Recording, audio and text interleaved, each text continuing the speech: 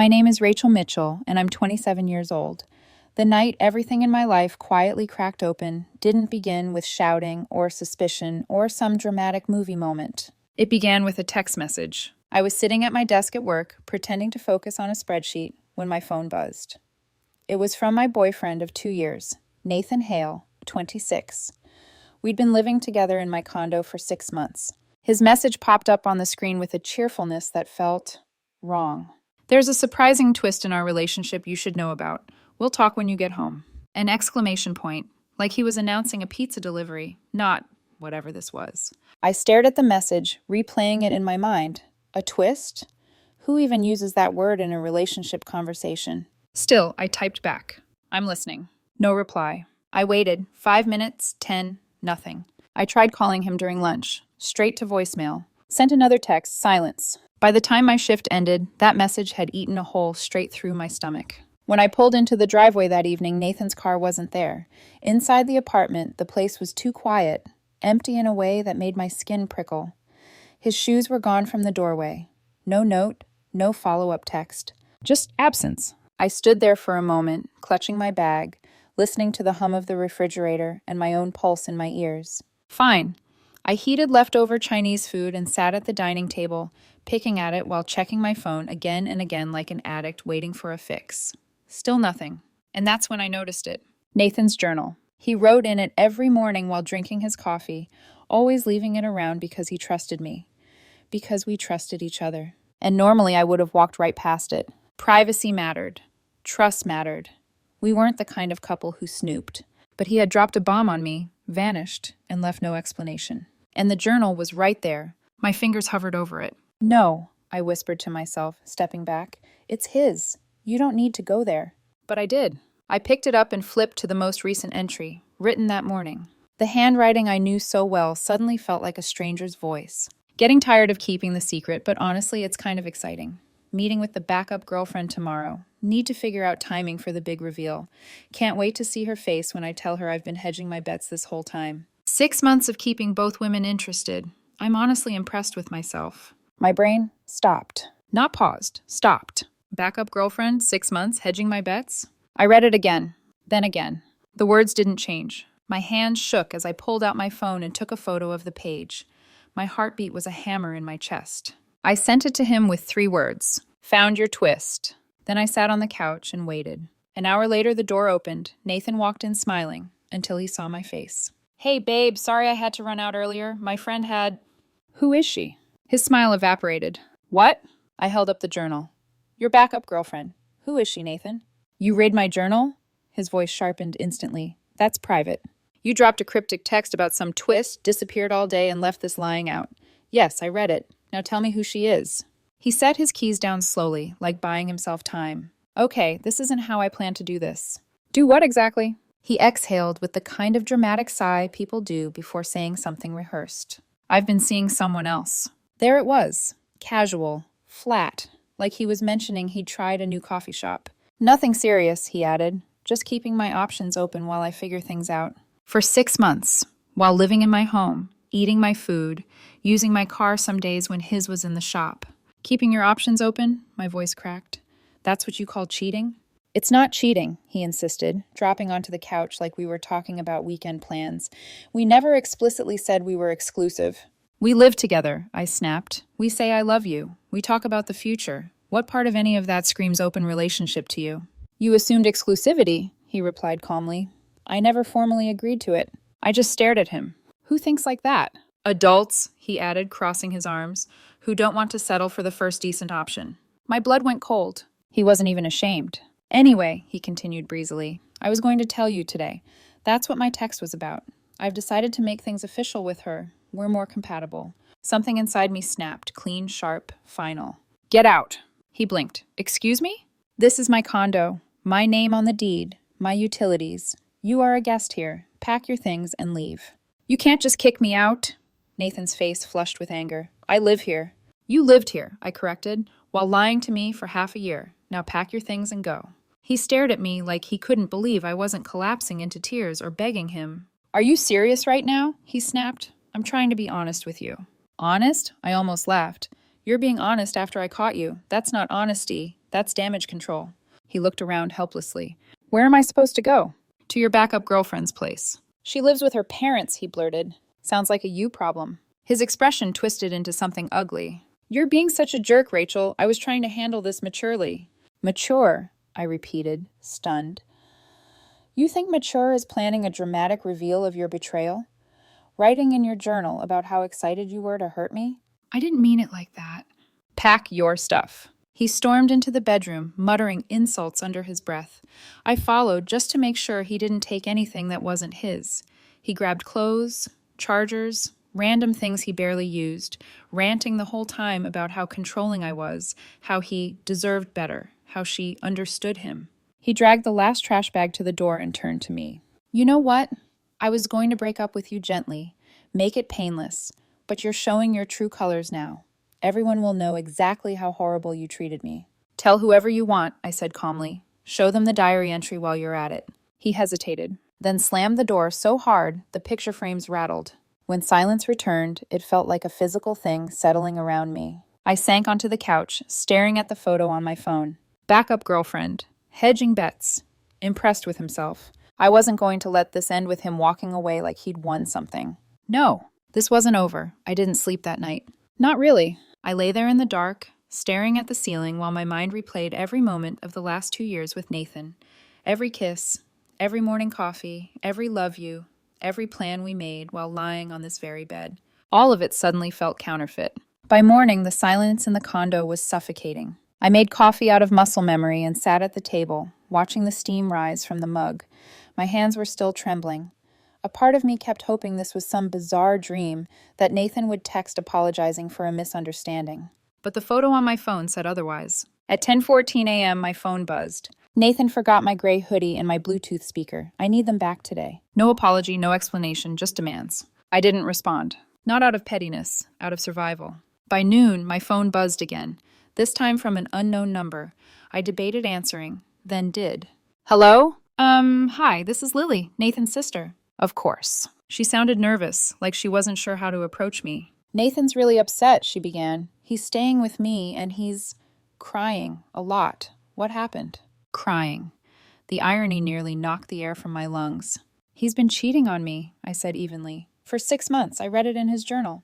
There was a sharp inhale on the other end. He told me you read something but didn't explain what it was. He said you kicked him out over a misunderstanding. A misunderstanding? My voice cracked. He wrote about his backup girlfriend. He wrote about keeping us both interested. He planned a big reveal for me.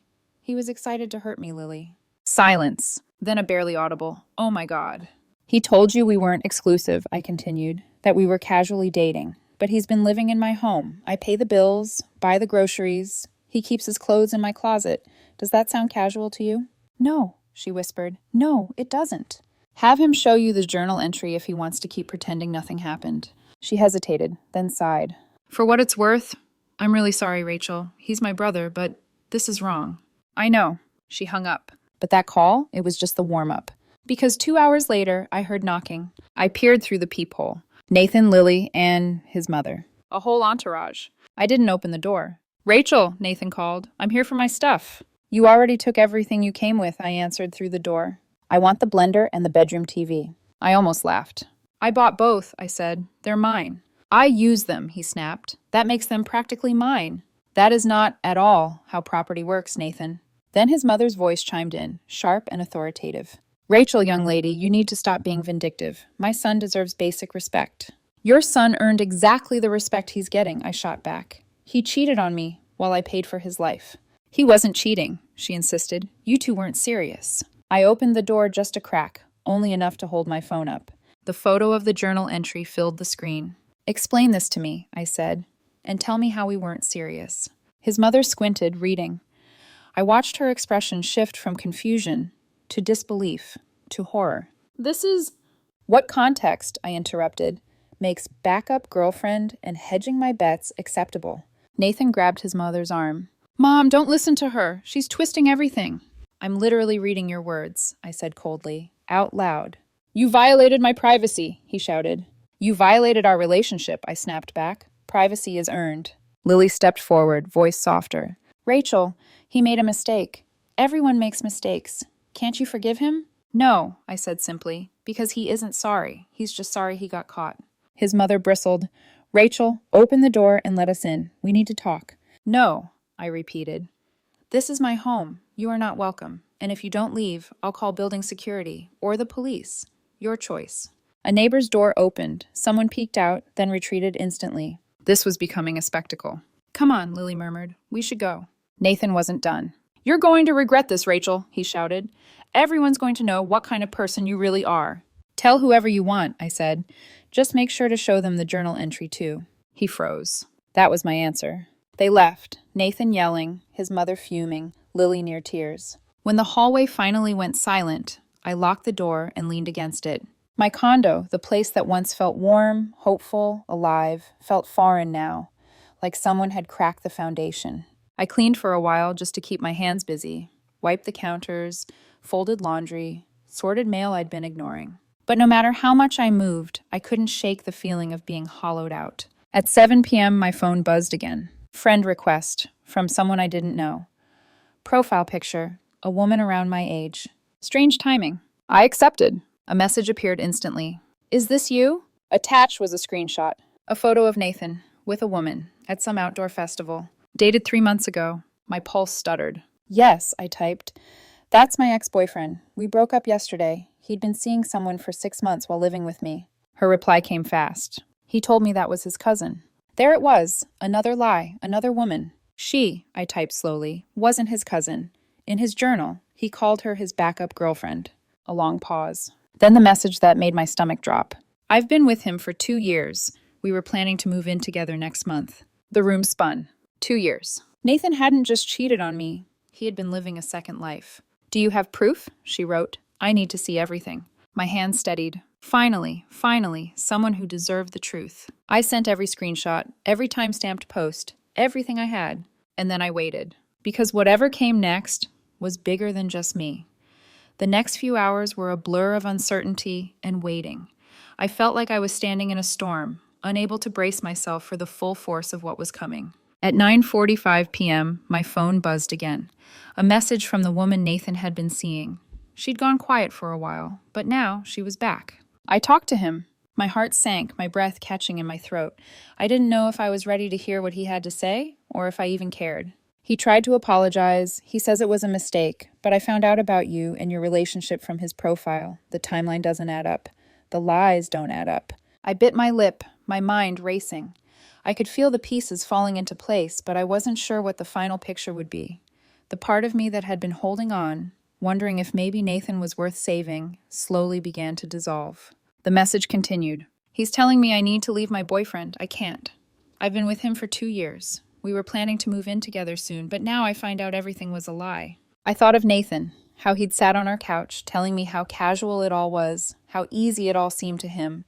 I had been a placeholder, someone he was figuring out, while still keeping his other life running smoothly. It wasn't just betrayal, it was manipulation, calculated deception. I want to show you everything I found, she typed. I responded quickly, please do. And she did. Within minutes, I had access to Nathan's social media profile, public by the way, and it was as full of evidence as a criminal's trail. There were pictures of him and this woman at concerts, dinners, parks, places I thought we had shared together. Dates, times, locations, all meticulously documented in ways only someone who had nothing to hide or everything to hide could manage. But the kicker was the relationship status on his profile. It said, in a relationship for over a year with someone else entirely. I didn't need to see more. I didn't need to see him in those pictures, smiling, acting like the perfect boyfriend, because the truth was now written in black and white. Nathan had been living a double life. He was playing at relationships, using both of us as pawns in his game, and he hadn't even cared enough to be honest with either of us. I took a screenshot of everything, every photo, every timestamp, every scrap of evidence. Then I saved it all. This was my weapon now, but I wasn't done yet.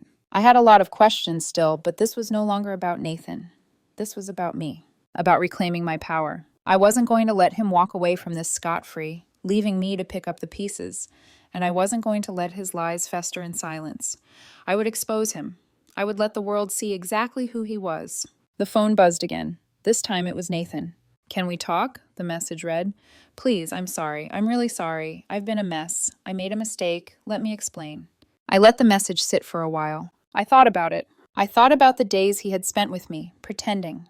The nights he had kissed me goodnight while planning another life just a few feet away. The moments I had trusted him completely, only to have him unravel it all in an instant. I thought about all of it, and I knew. There was nothing left to explain. I responded, There's nothing to talk about, Nathan. You showed me exactly who you are. Then I blocked him. The next morning, I woke up feeling strangely calm. The initial shock had worn off, replaced by something sharper, something more grounded. I had a new purpose now, one I hadn't anticipated, but one I needed. The next message came a few hours later from Lily, Nathan's sister. Rachel, this is really bad. He's freaking out. He keeps blaming you. He says you're making everything worse, that he wants to fix it, but he's broken, and I don't know how to help him. I couldn't help but laugh bitterly. Fix it? It's too late for that, I typed back. He doesn't get to make this about me anymore. The fallout from Nathan's actions didn't just affect me. As the truth spread through his circles, it rippled outward, leaving wreckage in its wake. My phone rang a few minutes after I sent the message. It was from Jason, a guy I'd met through mutual friends but hadn't spoken to in a while. I heard about Nathan, he said cautiously. I'm sorry you're going through this. I just wanted to say, if you need someone to talk to, you can reach out. I know you're probably angry, but it sounds like you deserve better than him. I hadn't realized it until that moment, but Jason's words hit me like a breath of fresh air. He wasn't trying to fix anything. He wasn't trying to claim some piece of the wreckage. He was just offering me empathy. I appreciate that, I replied, more than you know. We talked for a little longer, and for the first time in days, I felt like I could breathe. Not because I was over it, but because I had someone, anyone, who saw me, not just the chaos Nathan had caused. Later that afternoon, I went for a walk to clear my head. The streets were busy, but my feet moved in a rhythm that felt right. It felt like I was leaving something behind, step by step. My phone buzzed again, this time with a message from Nathan's ex-girlfriend, who had reached out after seeing everything I sent her. I can't thank you enough for showing me the truth, she wrote. It feels like everything has been turned upside down, but I'm starting to see that it's not my fault. He's the one who lied. You just gave me the answers I didn't know I needed. That was the moment I realized. It wasn't just about exposing him anymore. It was about exposing the truth to everyone he'd manipulated, giving them the same clarity that I'd found, and helping them reclaim their lives too. The phone call from his ex didn't feel like a victory. It felt like justice. This wasn't just about Nathan's betrayal anymore. It was about healing, for me, for her, for everyone who'd been caught in his web. And somehow, that made everything a little more bearable. I had the truth, and the truth was, I could move on. A few days later, Nathan tried one last time to reach me, but this time, I didn't even glance at his message. I had already turned the page, and I wasn't looking back. The weeks that followed felt like a strange, quiet sort of clarity, like waking up from a nightmare, only to realize the damage had already been done. But this time, I wasn't paralyzed by the aftermath. I was in control. Nathan's social media meltdown continued. His posts became increasingly erratic, self-pitying, blaming everyone but himself, insisting that he was misunderstood. But each time I saw one of those posts, I felt something flicker inside me, no longer the anger or hurt, but relief. The more he tried to spin the story, the more people saw through him. The truth had a way of doing that. I didn't engage. I didn't need to. Every time I saw his name or his posts, I simply blocked it out. It was easier that way. I was done giving him any more of my energy. But then came the unexpected message from Lily. Rachel, I really need to talk to you. This has gone too far. Nathan's lost it. Please just let me explain. I paused. I hadn't heard from her since that first phone call, where she'd been caught between supporting her brother and confronting the fact that everything he'd done had blown up in everyone's faces. Part of me wanted to ignore her, but something else nagged at me. Closure. I replied, What's going on, Lily?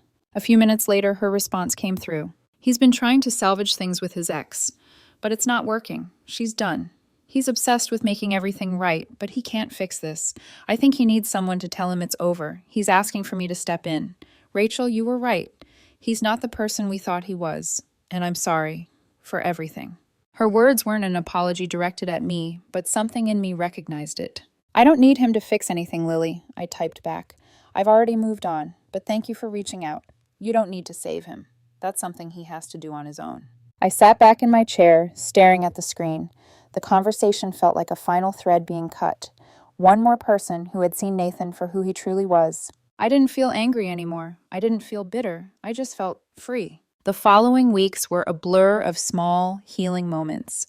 I took time off work to recharge, to breathe, and to reconnect with myself.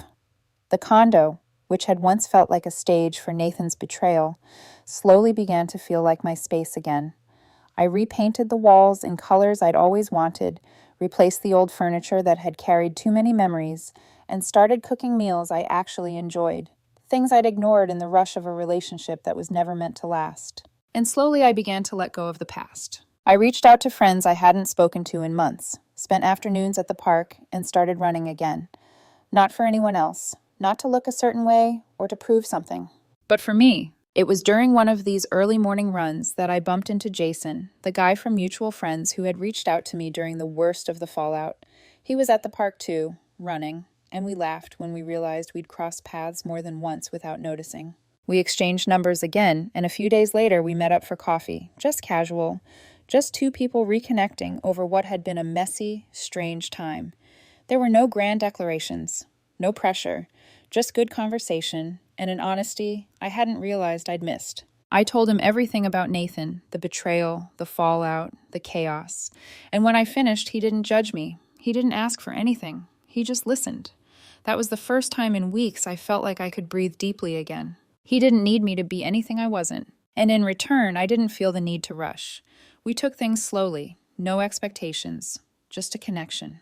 2 months passed. And that's when the final twist came, not from Nathan, but from his ex-girlfriend. I had almost forgotten about her, but she reached out, her message coming as a surprise. Hey, Rachel, I wanted to say thank you again for everything. I'm sorry it took me so long to contact you. I know I wasn't the easiest to reach out to after everything went down. I stared at the message for a long time, my mind processing what had happened between us, the shared betrayal, the overlapping lives that had been wrecked by one man's selfishness. She continued. I didn't know how to say this, but Nathan called me yesterday. He told me you ruined his life. I thought about it, and then I realized he's still trying to make this about him. I wanted to let you know I'm really sorry for all of it. I've seen what he's done. You were never the problem. I'm truly sorry you were dragged into his lies. I took a deep breath. Finally, the weight of all the deceit felt like it was lifting. She had apologized, and it felt real. I typed back, "Thank you. I really needed to hear that." And I meant it. I'd spent so long being angry at Nathan, and yet it was his ex who had finally offered the genuine apology. It was the last piece of the puzzle, the final salve I needed for the wound he had inflicted. From there, everything seemed to fall into place. The noise faded. Nathan's desperate attempts at spinning the narrative grew quieter, more irrelevant. And as his social circle shrunk, I watched from the periphery, untouched, no longer part of his games. I had nothing left to prove. And then, on a sunny afternoon in early fall, I received a text that would mark the end of this entire chapter. I'm doing well, Rachel. I hope you are too. It was from Lily again. I didn't need to reply. She had reached out with sincerity, and for the first time in a while, I wasn't holding on to any bitterness. I sent a simple message back, I'm good, and that was it. That was the closure I needed. The months went by quickly after that. Nathan's name faded from my life entirely, replaced by new connections, new experiences, and a growing sense of self that I hadn't realized I'd lost. I started dating Jason officially. It wasn't rushed, and there were no grand expectations. Just the two of us, figuring things out, taking the time to trust each other. No games. And honestly, that felt like the most real relationship I'd ever had. I learned, through everything, how to set boundaries, how to trust myself, and how to let go of the people who would rather play with my heart than protect it. I found a strength I never knew I had, and with it, I built a life that was mine, truly and unapologetically mine. And when I looked back, years later, I realized the lesson had always been there. The truth always has a way of coming to light. And when it does, nothing, not a person, not a lie, not a broken heart, can ever stop you from moving forward.